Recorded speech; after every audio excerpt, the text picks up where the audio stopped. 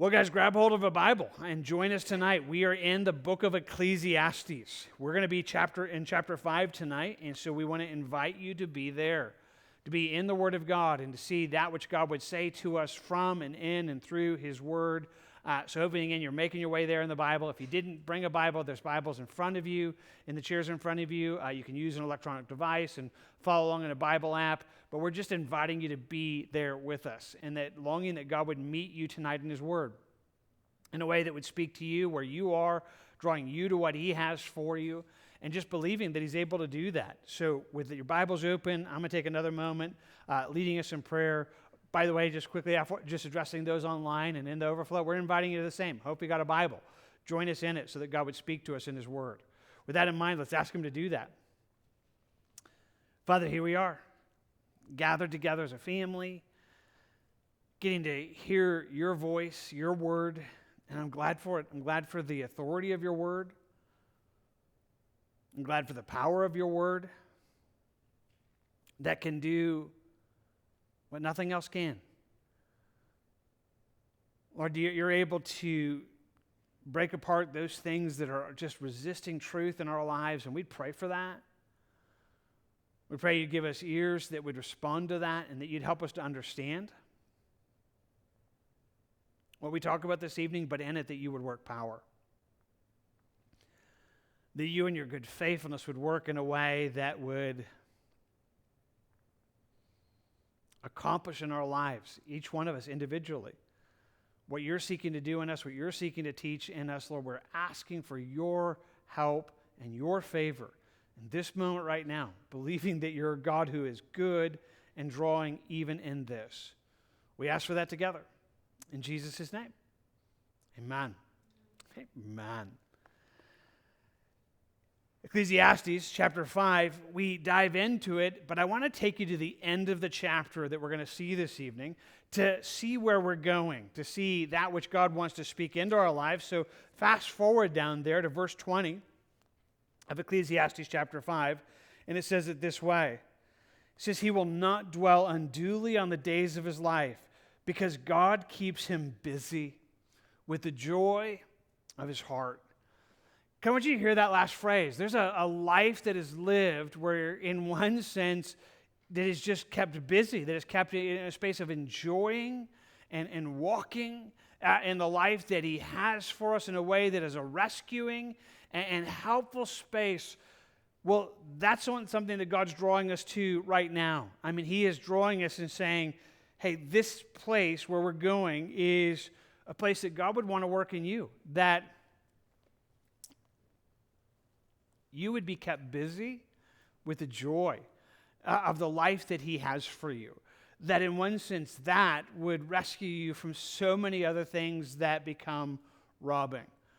Well, that's where we're going. That's what we want to talk about. That's where we want to see it. But before we go there, let's back up for a quick moment and frame that which we're talking about. So Ecclesiastes, if you've been with us so far, is this pretty incredible just address that God gives us uniquely in the Word of God that comes across as a philosophical book, one that challenges us in the way that we specifically view our world and view our life.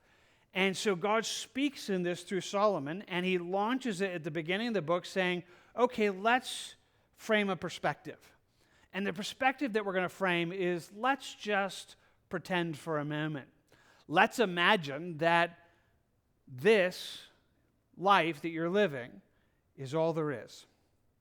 He says we're going to look at life under the sun. Uses that phrase, almost 30 times in this book, that tells us that in one sense we're just looking at life down here. We're not talking about God. We're not talking about heaven. We're not talking about hell. We just want to look at life down here. Now, it's not saying that that's what life is, obviously. The Bible's clear about that. In fact, the book is going to be clear about this. But the simple reality is many in our world seek to live exactly this way. That they look at life and say, well, I don't know if I really believe that. I don't really know if I believe in a God or heaven or hell. And so he says, okay, well, let's just assume for a moment that you're right.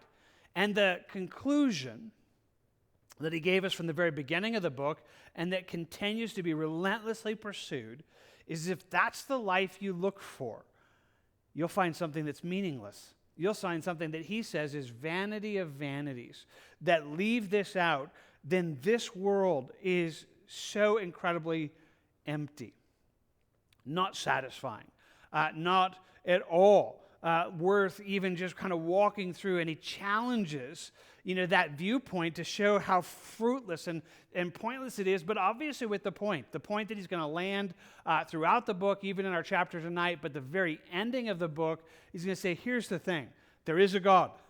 There is a God, and you need to fear him, and you need to obey him, because there is life after this life. There is a judgment that's coming. There is the eternal judgment that's coming, and that's where he's going. He's going to tell us that those realities frame where we are, but again, he does so in a great way, just reasoning where many people are. So, that's the premise. That's where we're going, but we're beginning a process of building, a place where we're beginning to say how fruitless that is. In fact, for the last 4 chapters, he has just relentlessly showed us how empty, and if you try any of these things, you'll find life to be pointless and empty. And so he's going to begin to pull back the cover. He started a little bit in chapter 3. He continues here in chapter 5, where he's going to begin to bring God back into the picture. That he's going to begin to say, okay, so now that we're kind of recognizing that life is not doable without God, let's begin to think about God, but he's still going to only frame it in the idea of this life. We're not talking about heaven. We're not talking about the judgment. We're not talking about anything after that. And so he's still going to help us kind of just look at life under the sun. Now, the simple reality is believing that there's a God without an eternity doesn't change much in the emptiness of it. Now, I want to say that carefully, but I want to say it very, very precisely, because that there is an eternity, that there is a heaven, that there is a hell. That is the hope of everything. In fact, Paul would say it this way when he was talking about the resurrection in 1 Corinthians 15. He says, if in this life only we have, hope in Christ, we are of all men the most pitiable. He says, if this is all there is, so there is a God, but there isn't heaven and there isn't hell, and it's just about doing life here, and it's just about you from birth to death, he says, then this is empty. What we look at, it's not satisfying. It doesn't work. And so the Bible completely continues to say to us, know that there is a heaven, that there is an eternity that so far outstripped this world. I mean, if you just kind of measured it by scale of space, you live in this life, decades. You live in, 7, 8, whatever 9 decades this is, it's minimal if you look at eternity. And that changes everything. And so there's that weight of it. In fact, the Bible would over and over say, that's how we do life. We set our life on things above. We look on things not of the earth, because we died. Our real life is there. So the weight of that continues to pull us that, and so you still are meant to feel this evening. Because we're going to talk about what God does, how we do this a little bit with him, how we navigate a life that is, by the nature of life down here, it's still broken, it still is touched with meaninglessness, that the way that things play out, still so much happened that way, but he's, again, still helping us understand, hey, we need more than this. And once more, hey, that's exactly what the Bible commits us to and calls us to, so don't misunderstand that even as we get there, because again, that's part of the challenge of Ecclesiastes, is being able to see that framework, to see that understanding. Okay, so life is still hard down here, it's still filled with that. How do we do that? How do we face that? Well, he gives us 2 key things, really 3, I suppose, in tonight's chapter that would help us understand it. And the first one is he's going to take us to that end premise, that he's going to invite us to fear God. In fact, why don't you notice this there in chapter 5, at the end of verse 7, is he just says it that way in 3 words. But fear God. I mean, he's going to tell us, hey, this is what we're called to. We need to be a people that, have this right honor and respect for him. All right, back up, and we'll read through that section and then talk about it. Beginning in verse 1 of chapter 5. Walk prudently when you draw near the house of God, and when you go near the house of God, draw near to hear, rather than to give the sacrifice of fools, for they do not know that they do evil. Do not be rash with your mouth, nor let your heart utter anything hastily before God. For God is in heaven, and you're on earth. Therefore, let your words be few. For a dream comes through much activity, and a fool's voice is known by his many words. Let's pause there and just kind of wrap our mind on what he's saying. So he's wanting us to understand that when we do life here and we're living in this world and we come into the house of God, when we come, before the house of God, he's going to say, hey, there's a way that's supposed to happen. There's a way that approach is. So, quickly, just addressing without spending much time at the house of God. Well, in those days, that would have been the temple. That would have been the temple that God, is erected, that David prepared, that Solomon built. It was the meeting place where the very access to God was. But it's no longer there, right? I mean, the temple's been destroyed. Christ has come. He has drawn us into life in him. And yet there is still a way that we look on this. In fact, I think about the way it says it in 1 Timothy, that it tells us, Paul says, I write to you so that you may know how you ought to conduct yourself in the house of God, which is the church of the living God, the pillar and the ground of truth. So when you think about the house of God today, it's not in Jerusalem, it's not in the Holy of Holies, it's in the church. Now, let's just again be clear with this. When we say that from a New Testament standpoint, we're not talking about this building. We're not talking about these walls that you're sitting in here or this piece of property that's here. When the Bible talks about church, it's people. In fact, it is those who are called out, the ecclesia, those who are called to be his. And so when we think about the church, again, we're not talking about, Sundays and Wednesdays necessarily. We're talking about, God meeting us in the midst of his people, that gathering together with God's people. Now, I hope that's what's happening tonight. I hope that's what we're here for, but it happens in churches, it happens in small studies, it happens sometimes when people get together and they're seeking God, and there's a moment where together you're pursuing him in the midst of his people, and it's a holy moment. It's a moment where we're seeking to draw near to God. And you and I do that in the access that we have in Christ. And we do that in the fellowship of his people, which is absolutely true. So technically, again, I think that makes sense, but we come back to it and say, okay, so when you're going to do that, when you want to draw near to God, when you're going to gather on a Sunday or a Wednesday or in your homes or gathering for a prayer group, and you're saying, hey, we want to come and we want to be in God's presence. Like that's what this gathering is. We're getting together, and so again, maybe it's Sunday or Wednesday, or maybe you're just a group of people and you're just going to, worship for a little bit. You think, hey, we just want to seek God's presence. We're just going to together seek him. That's what we're talking about. This place where you're seeking with others and seeking to draw near to God. He simply tells us this. Walk prudently when you go to the house of God and draw near to hear, rather than to give the sacrifice of fools. They don't even know that they are doing evil. There's an approach that God's encouraging that really is summed up with that idea of fearing God, again, that is saying, hey, we are meant to draw near. Sorry, not draw new, draw near. Drawing near to God in a way that what we're longing to do is not just to offer what he says is the sacrifice of fools, but in this place of kind of wanting to come and say, God, I'm here listening. I'm coming into a space that recognizes that you're God, and I'm not. That who you are, that changes everything that this is.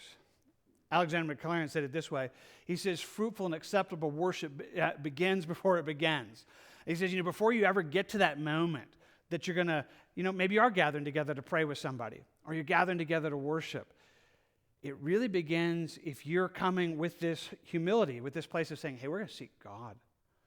We're seeking God. Like, this is the God of the universe. This is the God of all creation. This is the God who is high and holy and majestic and amazing. And it should be in this place where he says we're coming in a way that puts ourselves not to speaking but hearing. Now, when he says that, he's talking about what he's going to say, not talking foolishly. And I'm going to say bargaining. I'll explain that here in a moment. But let's just kind of walk around this to make sure we're not making this confusing, because I'm aware if Satan would twist this, you would misunderstand it. God is inviting us to worship him, and he's inviting us to talk to him. He tells us to cast all of our cares upon him because he cares about us. If there's any one of you that's like, that's what I do. Like, God's God, and I don't even bother praying because I'm aware that he's God, and so I don't really talk to him much, or I don't, lay my cares down. No, you're doing foolishly. Because he's inviting us to talk to him. He's inviting us to tell him everything that we need, to have a relationship with him. But the relationship is meant to be one where we fully recognize that he's God and we're not. He is God. And by the very nature of his greatness and who he is, that drives us into a place of humility, into a place that when we are there, we're there to hear him and for him to direct our life, not into a place where he says here that we're foolishly speaking. That he tells us again there, do not be rash, verse 2, with your mouth, nor let your heart utter anything hastily before God. For God is in heaven and you are on earth. Therefore let your words be few. For a dream comes through much activity, and a fool's voice is known by his many words. I like the way the paraphrase of the Living Bible put this. It simply said, just as being too busy gives you nightmares, so being a fool makes you a blabbermouth. It's like, you get really, really busy and just, life's kind of crazy, and then you have these crazy dreams. And he says, but when you're being foolish, you're just going to talk into a way that is foolish and not good. So what would that be? Well, I'm going to put it in this idea of bargaining. And I would love to say, we're going to talk about something that none of us know anything about. But it's probably not true. Probably you've done this. Maybe you've even done it recently. And by God's grace, I'm going to do my best to help you see how foolish it is and then hopefully be rescued from it. So there is this space where we begin to have a recognition that we're entering into God's presence in him. And sometimes that almost elevates ourselves and diminishes him. We begin almost to bargain with him the way we'd bargain with anybody else. Like, if you scratch my back, I'll scratch yours. What do you need? Hey, we can work out a deal here. Jacob does this, right? I mean, some of you know the encounter. Got Genesis 28. He's not really had this great encounter with God so far, but he's left his mom and his dad. He's making his way into the desert. And there he lays down at a rock. He goes to sleep, puts his head on a rock, has this dream. It's this crazy dream. He sees this ladder stretching from earth to heaven, the angels of God ascending and descending, and God just communicates to him. I'm going to watch over you. My blessing is going to happen to you, and you're the one who's going to carry on the promises that I've given. And God just reveals his nature. He reveals his covenant. He reveals his promises to Jacob. And Jacob wakes up, and he slides into this bargaining Jacob-like mode. He's like, wow, God is in this place and I didn't know it. This is great. And so then he starts, okay, well, God, okay. God, if you'll take care of me and bring me back, tell you what, here's what I'll give you. You can be my God, and I'll build you a house, and I'll even give you 10% of everything I have. Like if we can work out a deal, I mean, this is going to be great. Now that I know you're really God, I thought, we could kind of bargain, do a little, trading, back and forth, and it's absolutely foolish. I mean, it's a space that diminishes God, exalts you as if you had anything to give. As if, God were, coming to you thinking, man, I really need you. Like you have something I don't have. Instead of coming and saying, God, you're God. I'm here to hear your voice. I'm here to have you direct my life, and I'm here to hear your promises. I'm here to hear, I want to know you and what you have for me. That whole space is entirely different. And yet there is this prideful, foolish place where we just start talking. And almost as if God needed something from us, like we could, do something to gain something. And Solomon just wanting us to understand there's a way of doing that is so crazy foolish. Like you're not even recognizing who it is that we're serving. You're not even seeing it. And so he's telling us, hey, don't do that. Don't do that. But in that process of bargaining, we have this propensity to try to make God promises. Again, kind of like Jacob. Hey, if you'll do this for me, I'll do this for you. And we make a vow. And so he tells us this in verse 4. When you make a vow to God, do not delay to pay it, For he has no pleasure in fools. Pay what you have vowed. Better not to vow than to vow and not to pay. Do not let your mouth cause your flesh to sin, nor say before the messenger of God that it was an error. Why should God be angry at your excuse and destroy the work of your hands? For the multitude of dreams and many words, there is also vanity. Okay. So he's telling us, hey, if you get into this bargaining mode with God and then you make him promises and you say, like, God, I'm going to do this, and you make a vow or a promise to him, he says, the thing with that vow, God calls us to be a people of our word. Our yeses are yes, our noes are no, Jesus, and it becomes binding. Think about it this way. In Deuteronomy, it would say, when you make a vow to the Lord your God, you shall not delay to pay it, for your Lord your God will surely require it of you, and it would be sin to you.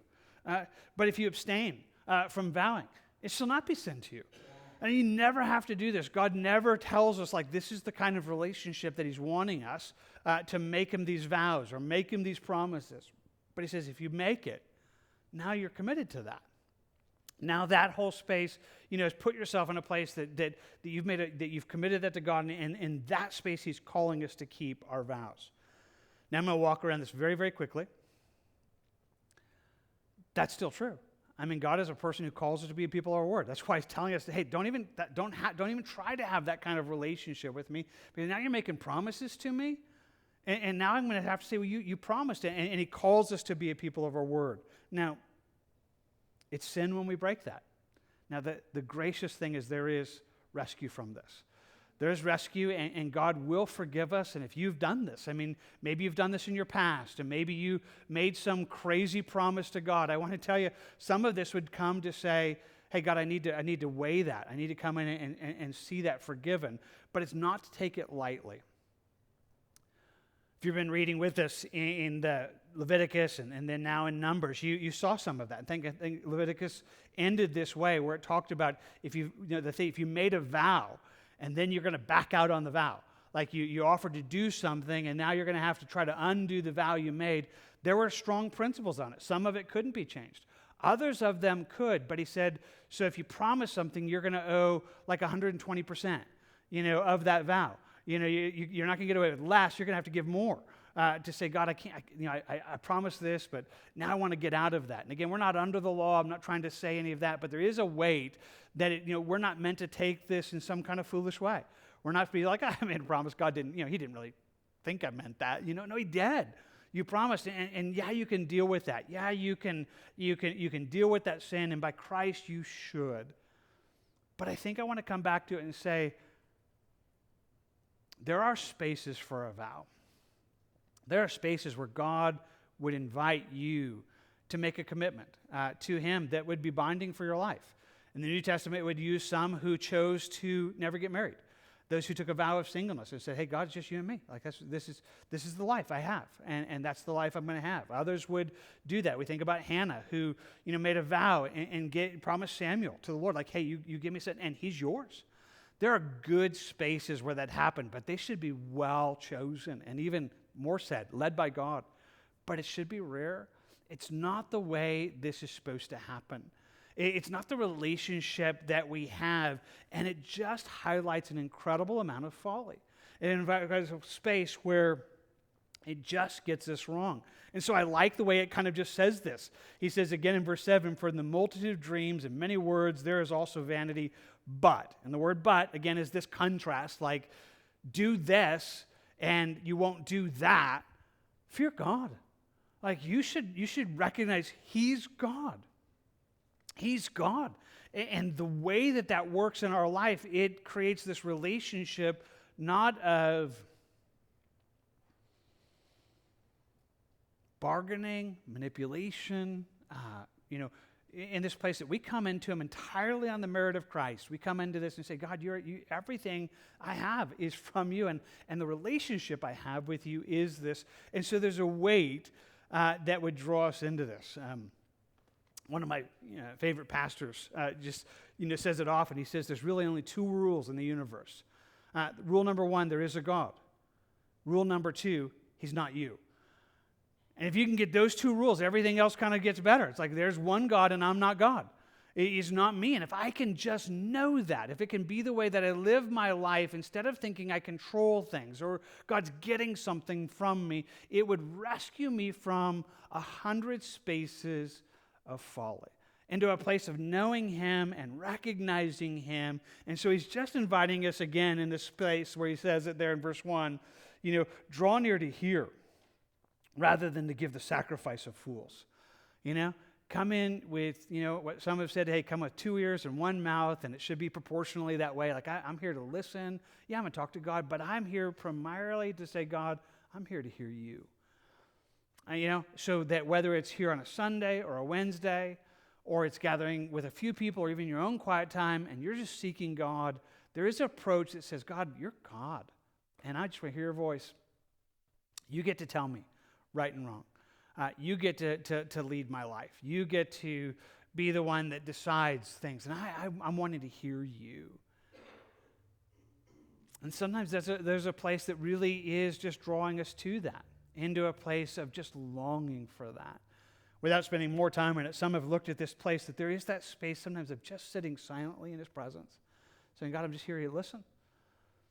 I have such a propensity to talk, and just to say, God, I want to hear you, and I just want to hear what you're saying. Waiting on Him, reading His Word, allowing it to be that, it draws us into a right perspective. And so there's a lot of things that are there, but again, it's drawing us to a way of looking at life that would recognize He's God, we're not, and how that kind of manages itself out. Now that really is important because it's going to flow into this next section. In fact, it's going to flow into next week as well. If that reality is there, it's going to help us face what this is. And one of the big things that makes this crazy world so upside down, what is that? Well, let's go and see it. There in verse 8, it says, if you see the oppression of the poor and the violent perversion of justice and righteousness in a province, do not marvel at the matter, for high official watches over high official, and higher officials are over them. Moreover, the profit of the land is for all. Even the king is served from the field. It's going to take us into a place, and we're going to talk about money. We're going to talk about wealth. But again, this vanity of it, this place where people look at money to be that which is helpful, that which is life-giving, and that which satisfies, is going to help us understand that it's not. So I'll slide that up just so we have a tiny bit of room. And he begins with this place that he wants us to understand the normalcy of this, or what he says there in the text, hey, don't marvel. Don't let this be like shocking to you that it would be this way. Don't let it be like, wow, I can't even believe that happens. What happens? When he says you see, this oppression of the poor, people getting taken advantage of, financially, violent perversion of justice and righteousness in a province, that he says when you watch all that happen, it shouldn't be shocking. It's an interesting verse. In fact, it's a little hard to walk its way through. Even in the Hebrew, some of it's challenging. And so a few translations do it differently. I like the way the New Living Translation renders this. It's not a translation, it's a paraphrase. But I still think they did a pretty good job of getting to the nugget of it. So let me put that on the screen. It says, don't be surprised if you see a poor person being oppressed by the powerful, and if justice is being miscarried throughout the land. For every official is under orders from higher up, and matters of justice get lost in red tape and bureaucracy. It's like you're just going to deal with the world that it's unfair, people get taken advantage of, and it goes all the way up the chain so that they even tells us, for even the king milks the land for his own profit. That's an interesting translation of that verse there, where he tells us in verse 7, moreover, the profit of the land is for all, even the king is served from the field.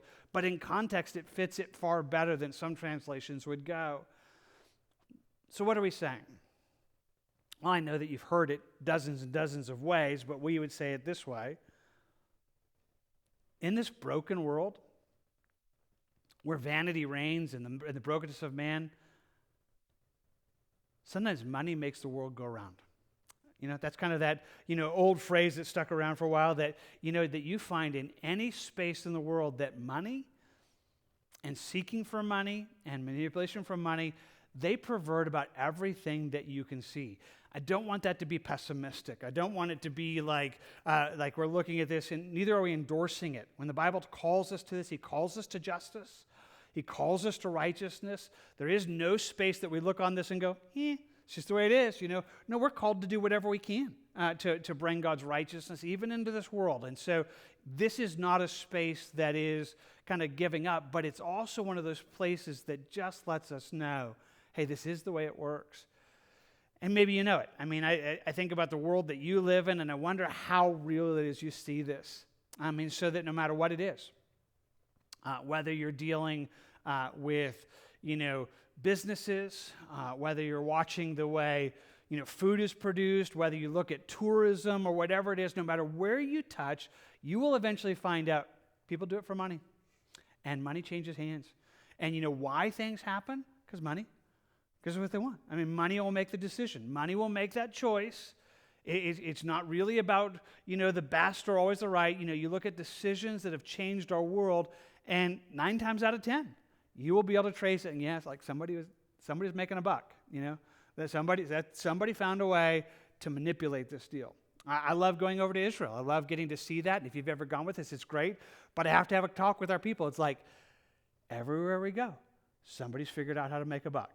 And so somebody's trying to get your money, and it's just the way they do it. And they know what you want to see. They know what you want. And you just got to kind of know that no matter what it is, even in good things, so often it is that way that you look on this world and you just recognize like, man, it drives this broken world. It drives things. It's not a good thing. It's a sinful thing. It's a sinful propensity, but it absolutely is everywhere. And seeing it's not going to fix it. In fact, that's a little bit of the message of the book of Ecclesiastes, is this is what sin has done. Sin has broke our world. It's broken in a way that this is what we're going to see. And so we're living in a world that is just fixed by this vanity and this emptiness. And so he's helping us to see. It says, when you see that, when you see this oppression, when you see this perversion, when you see this happening all the way to the highest places in the land, he just simply says, don't be shocked. Don't marvel. Don't be like, wow, I can't believe it's that way. It's like, I know it's that way. But then he adds a few other things about this pursuit of money, of this passion where people have it. And he says it simply this, verse 10, it says, he who loves silver will not be satisfied with silver. He who loves abundance with increase, nor he who loves abundance with increase, this also is vanity. So though people make their pursuit about money and want to live for money and want to make it everything, it doesn't satisfy. That's the message of Ecclesiastes again. It's empty. You try to get there and it's never enough. It doesn't satisfy. It doesn't make you happy. It isn't that fills that. So you look at somebody who even has a bunch, who's taken advantage of people, it doesn't satisfy. I think about how it's given to us in Timothy, where it simply says, but those who desire to be rich fall into temptation and a snare, and to many foolish and harmful lusts which drown men in destruction and perdition. It says here you got somebody that this is what they're being driven for, when they really just want money. They want to have money. They want more money. They want to be rich. He says that creates temptation. That creates snares. That brings foolishness that will just drown somebody. I mean, you just watch them sinking in just a muck of their own kind of mess that they're desiring. And he simply tells us because the love of money is a root of all kinds of evil, for which some have strayed from the faith in their greediness and pierced themselves through with many sorrows. Again, just kind of pointing out, again, what it says. It doesn't say money is the root of all evil. It's loving it. It's loving it. It's that you want it, that you love it, and that you want it above other things so that it will make you make decisions that would even be hurtful to other people, but you want money. He says that's how people will even stray away from the faith. Like they're coming to church, they're a part of this, and they begin to move away. Because they want money. And they've pierced themselves through with many sorrows. And so we watch all of this, and Solomon's just saying, so you look at this greedy world, and they're not even happy. It's not a satisfying God that they've set up. It's not a place that would bring them happiness. And so we would look on it and understand it. In fact, he goes on to say in verse 11 that when goods increase, they increase who eat them. So what profit have their owners except to see them with their eyes? The more you have, the more needs are there, the way it goes away, the more places it has to go. It's as if it only creates more, just trouble. Some of you would understand this and think, I know what that's like. Like, I got more. It didn't make things easier, it made things harder. Now I have more things that I have to take care of. I have more employees. I have more, people that I'm having to watch over. I have more, and it's not making it necessarily better. It's just actually adding to the complexity. It's making it worse. In fact, he goes on to simply say in verse 12, the sleeping of a laboring man is sweet, whether he eats little or much, but the abundance of the rich will not permit him to sleep. He says the more you have, it becomes this place where it just creates worry. It's like when you don't have it, it's like, hey, I have enough. I'm just working, glad to have it. But man, you get more, and then all of a sudden, you're afraid of everything. You're constantly aware of the stock market. You're constantly aware of how things are going to go. The very worries of what you have, how easy it can go away. It now becomes this place that robs you of even being able to sleep or even able to enjoy life. In fact, part of the problem is that they are completely untrustworthy. Money is one of those things that can go away in a moment. He gives it to us this way. He paints a picture in verse 13. He says, this is a severe evil, which I've seen on the sun. Like, this is a really bad thing. He says, riches kept for their own earner to his hurt. So here's this man, he's got money, and he's just saving it. In fact, he's not even enjoying it. He's intentionally just saving it and saving it and saving it. He's not even, enjoying what he can in the way. He's just keeping them and keeping them and keeping them. But those riches perish through misfortune. And just a moment, and then they're gone. And you had all this stuff, it's gone. He begets a son. He didn't even have anything, to pass down as an inheritance. It could happen just that easily. That's money. That's what money does, right? You guys know this, and I would love it if you guys were here and like, man, I've heard about that. I don't know anything about it. But a few of you do. It's like, I had it, and then it was gone. Like, I invested it, I had whatever it was, and then something happened. Something, mistake that took place or a bad decision or maybe just a change in the economy. Maybe you're like, man, I had all this, and then, man, we hit these crazy spaces, and then it was gone. And just like that, that which I had scrimped and saved for so long, and then in a moment, it was just gone. That's what money does and can do. And so, in some ways, he's inviting us to understand this about it. He's inviting us to understand it's not that money itself is evil. In fact, all of us have to deal with money. Whether we're paying for a house or a car or our food, money is a part of the way we do life. But if we do it well, there is this place of almost just understanding. Corrie ten Boom used to say, when you think about God's treasures, you always think of these world's treasures, you always hold them with an open hand because you just know. God gives and he can take away. It could be there for a moment and then it could be gone. And if you're like, well, okay, I wasn't clinging to it. It wasn't my God. It wasn't something that I trusted in. It wasn't something that would be there. I think about Jesus who dealt with this, and many of you know the story. I think about he's there, he's in a crowd of people, and one is just in the midst of the crowd and just cries out to Jesus, Jesus, tell my brother to divide the inheritance with me. And you just try to imagine this for a moment. There's a family, some brother got the larger inheritance. The other son is like, man, he's not sharing. I don't have enough. And he's like, Jesus, fix this. Like, my brother's not being fair. Like, he has all the money and I don't.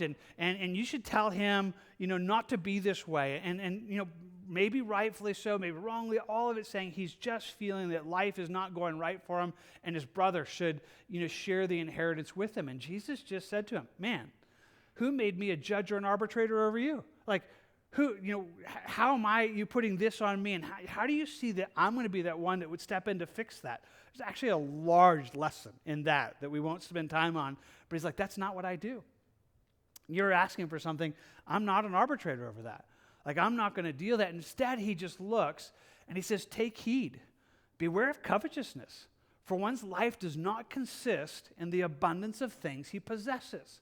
He says, should you be aware of this? I want you to recognize that if you are living for stuff, that's not life. you got to really be careful that you don't become one that's driven by covetousness. You shouldn't let that become a part of your life. And so he tells a story. He spoke a parable to them, saying, the ground of a certain man yielded plentifully. And he thought within himself, saying, what shall I do, since I have no more room to stew my crops? I mean, pretty easy story. You guys all know where this is going probably, but you could just imagine it. Today's like, I'm doing well. Seems like life is going well. I have enough, and business seems to be going well. And what do? It's like, how do I handle the increase? How do I handle the more money that I have? And so he comes up with an idea. I'm going to do this. I'm going to pull down my barns and build greater. There I'll store up all my crops and my goods, and I will say to my soul, you have many goods, laid up for many years. Take your ease, eat, drink, and be merry. So now what I'm going to do, I'm going to get a whole bunch of money, and then I'm going to store it up, and then I'm going to have this rockin' retirement. Like, it's going to be amazing. I'm just going to retire, and I'm just going to relax, and I'm just going to soak up, the years. Yeah, that's what I'm living for. This is life. Life is all about those years. So I'm going to save up money, and someday I'm going to really live. Someday, that's what I'm going to do. I'm going to enjoy. And therein lies the American dream for so many people. Like, that's life. That'll make me happy. That's worth going. And then Jesus just said to him, he said, fool, this night your soul is going to be required of you. And then who will be those things which you've provided? It's like, you're going to die. You're going to die. And all that stuff you saved up that you thought was making life worth living, you're going to lose it in a moment. And it's gone.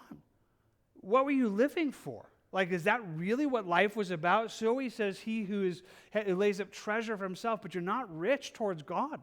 Like, you have money, and you have accounts, and you have IRAs, and you have, so much stuff, but you don't have this relationship with God. He says, in a moment, all that's going to go away.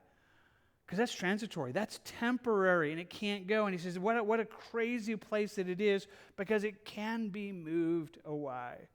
We look on this and just saying, in one sense, there is this place of looking for life where it's not found, and in its space. And so Jesus said, don't do it. Don't become someone who's living that kind of covetous life. Don't let it be there. And he adds to it here in Ecclesiastes 5, not only can it just go away in a moment, it will go away. We think about even there in verse 15. As he came from his mother's womb, naked shall he return, to go as he came. He shall take nothing from his labor, which he may carry away with his hand. He says, this is a severe evil. Just exactly as he came, so he shall go. What profit has he who has labored for the wind? All of his days he eats in darkness, and he has much sorrow, sickness, and anger. It's transitory, temporary, only in this life. And so even if you didn't lose it in a bad financial decision, or even if you don't, find it go away in a downturn of the economy or something crazy, you're still going to die. And it stays here, right? I mean, that's the simple message. We think about it. I think about how Paul would say it in Timothy in the same way. We brought nothing into this world, and certainly we're not going to carry anything out. Solomon says the same. Job said the same. Naked we come into the world, naked we're going to go. We have nothing. And there is this simple understanding that whatever we accumulate stays here. And it's not going to go with us. Now, obviously, there is a New Testament truth that would add to this, the eternity of this, and say, for us in Christ, there is a place where Jesus would say, hey, set your treasures in heaven, not here on earth, where rust and moth and things can steal. Hey, make your treasures eternal, because those actually do last. But again, Solomon's not talking about that. We're not talking about living for eternity. We're just saying, so why would you spend your whole life living for money that doesn't satisfy you, that in a moment can be taken from you, and then you're going to die and you're not going to take it anyway? Why would you make that your goal? Why would you make that your God? Why would you rely on it? And so Solomon's just kind of telling us, hey, this is vanity. This is a really dumb way that people do their lives. And you guys know this, right? I mean, the sad reality is we're not talking about something that sounds foreign. All around our city, all across our nation, people are doing that. People are living for money. I mean, that's the one thing that drives their lives, the one thing that keeps them going, the one thing that they go to work for. They're living for stuff. And the sad reality is it affects some of you here in this room, that you're still looking at it that way, as if somehow having a little bit more, having it a little bit bigger, having more, that's going to make you happy, when it doesn't make you happy. It doesn't satisfy, it doesn't bring life, and it doesn't last. And so he's calling us to an entirely different way of viewing that. He does a really good job with it. And again, it talks into some of the things that we just said, and will now turn it to a good way. And so he's going to end this chapter by going back to this understanding of doing it right, that we would handle this aspect of life that drives so many people, that we could handle it in a way that, I'll use the word contentment, that is just enjoying a godly contentment that the Bible will talk about. Let's read that whole small little section, and we'll do our best to just take it apart a little bit. Verse 18, here's what I've seen, Solomon says.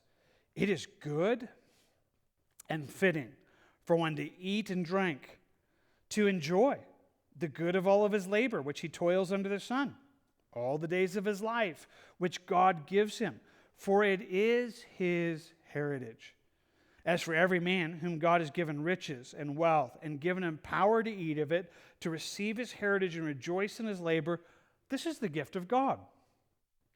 For he will not dwell unduly on the days of his life, because God keeps him busy with the joy of his heart. There's a bunch of really good nuggets in that. I want to just cover a few of them, but you may see more and want to dive into it more. But somehow just reading those words draws us to an entirely different way of life. He's calling us to this place of what we're again just kind of going to talk about as contentment, kind of a New Testament word that would speak about this. And he's just telling us, hey, there's a good space where you just enjoy the good of your labor. Where he says, okay, you're going to be in this space, and so here's what I've seen. It's good and fitting for one to eat and drink and enjoy the good of his labor, which he toils under the sun. So you do whatever it is you do, the job you have or the space you spend, and there's an enjoyment that comes out of whatever that brings into your world. Obviously, he's not talking about theft or corruption or anything else that he talked about in the bad place, where people who are being abusive or perversion. No, there is a space of like, hey, there's something pleasurable about, you just work and there's something that comes back to you in that. There's a space of just the flow of that is a good space of just enjoying that space of good labor, of just whatever it is you do and saying, okay, I enjoy it. I find it good. And so here's what I get paid, or here's what comes. And hey, I just receive that as a good thing. In fact, he says it this way. He says it's your heritage. Notice that at the end of verse 18. It says that, I'll start in the beginning. It says, here's what I've seen. It is good and fitting for one to eat and drink, to enjoy the good of his labor, which he toils under the sun all the days of his life, which God gives him. For it is his heritage. As for every man whom God has given riches and wealth, and given him power to eat of it, to receive his heritage. That's a fascinating term. Some of your translations will say portion, and that's a good description of that word.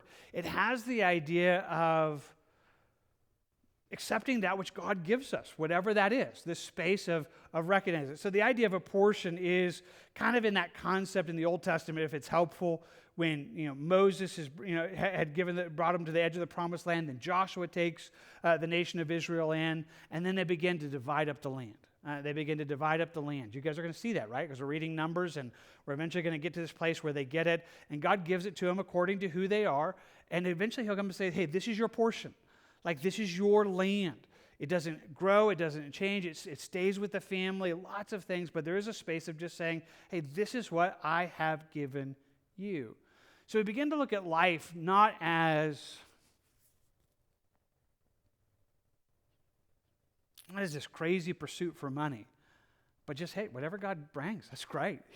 Whatever he works, I'm going to receive life as a gift from him, so that I gave on these things not as, my achievement or something I strive for or live for. Again, he's telling us it's God's gift. In fact, he says it several times. He says that which God gives him at the end of verse 19. He tells us in verse 18. In verse 19, every man who God has given riches and wealth and given him power to eat of it, to receive his heritage and rejoice in his labor, this is the gift of God. This space where you can have it, you have the things that he's given you, you enjoy it, and you rejoice in it, but you receive everything as a gift from him. Maybe it's better just to give you a few verses out of the New Testament that say the same thing in language that at least works a little better for me, though this still is just inviting us to see life in a different way. Paul would say it this way. He says, I've learned in whatever state I am to be content. It says, not that I speak in regard to need, I've learned in whatever state I am. I mean, wherever I am, I can be content. Whatever that is, whatever God allows to happen in my life, he says, I know how to be abased. I know how to abound. Everywhere in all things I have learned to be both full and to be hungry, to abound and suffer need. He says, I've learned something. I've learned how to be content in anything. I've learned how to enjoy life wherever that is, whether it's having little or having much. And I just want to tell you there's something here that's profound. See, the danger, when I say contentment, somehow many of us understand that word as being satisfied with less.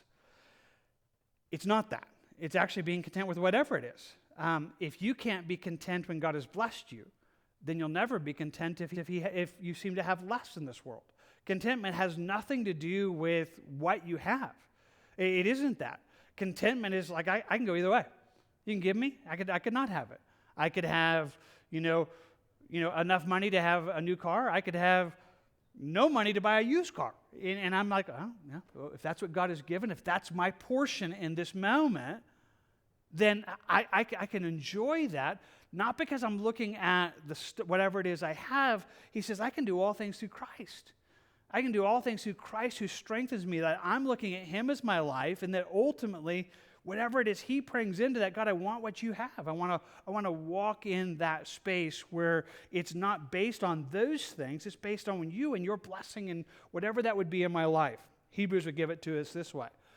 Let your conduct be without covetousness. Be content with whatever God has brought you. I mean, don't find yourself where Jesus said you're consuming and pursuing money and just wanting more and more. There's a contentment, and he says it's rooted in God's presence.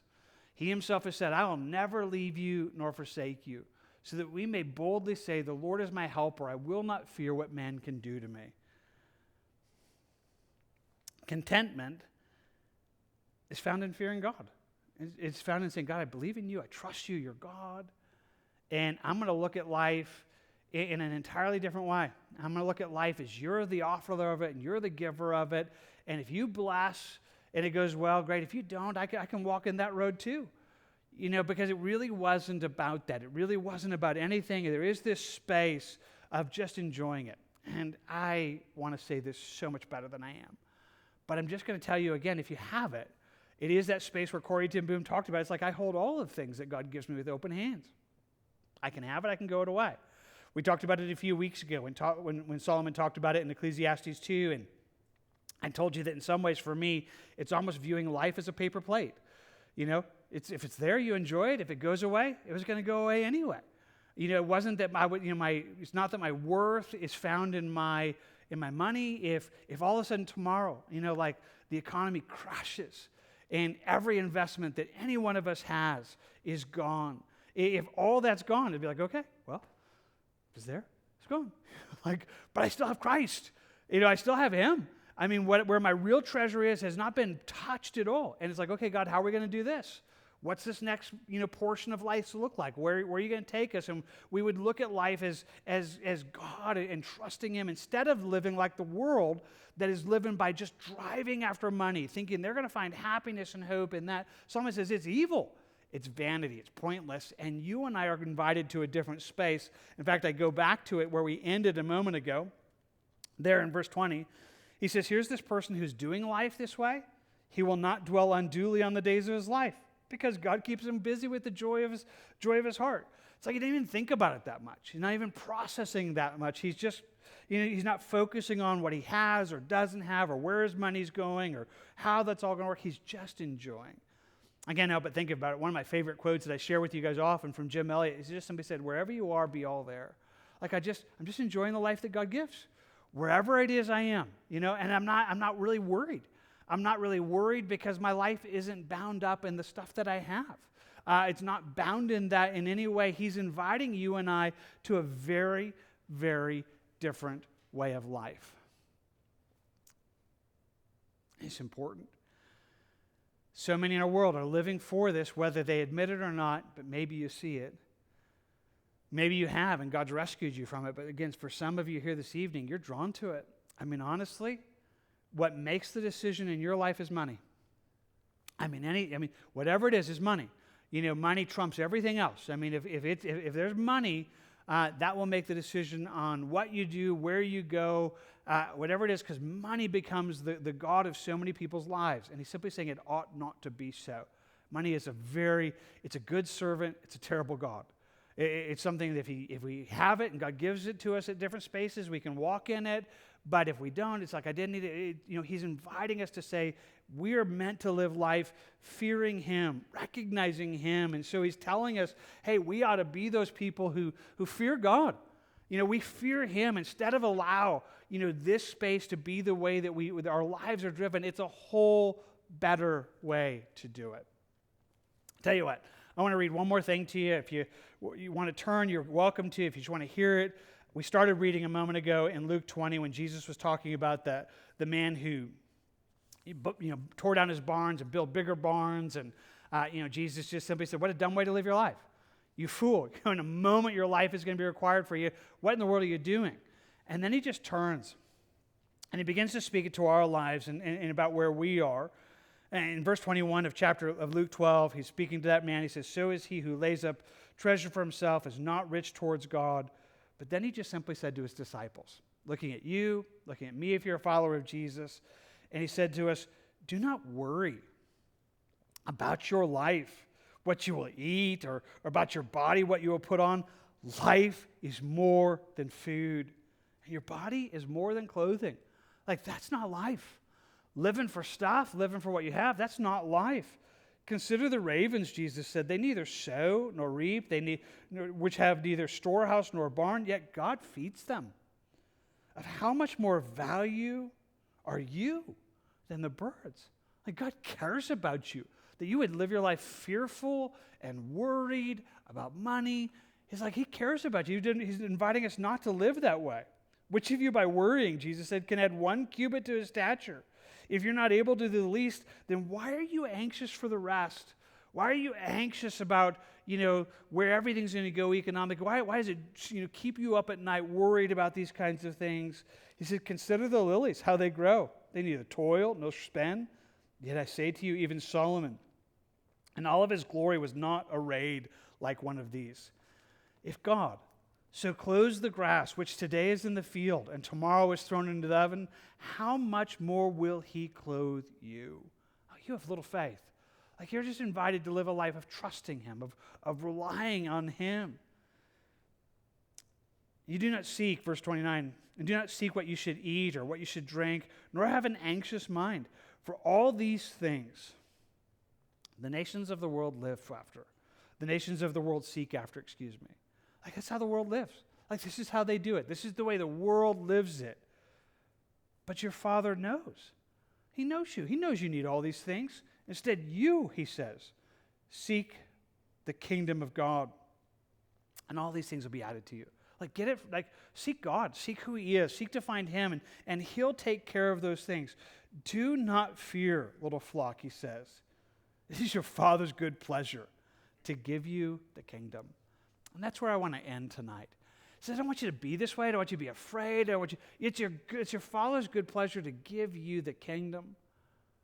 And that's ultimately, speaking of heaven, that's calling us to see life bigger than this, and that He's looking on you and with a love for you, that is looking to take care of you and to take you all the way there. And if you believed that, if you believed it, how it would change the way you do life. Maybe you're here again this evening in this room. Maybe you're watching online and you don't know Jesus. And honestly, this is the way you do life. And maybe you recognize right now it is unsatisfying.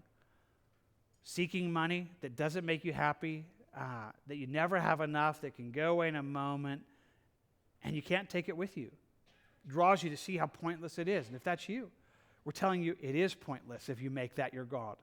But God's inviting you to him, to recognizing there is a God.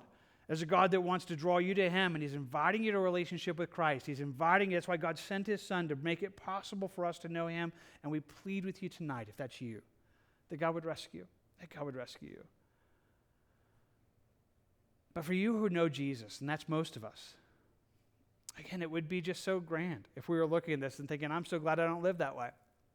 I'm so glad that the way the world lives their life, so driven by money, I'm so glad that's no longer the way that's happening for me. And maybe that's what God has worked in you. Good. Maybe you're able to say, as we sang a moment ago, it is well with my soul. It doesn't really matter.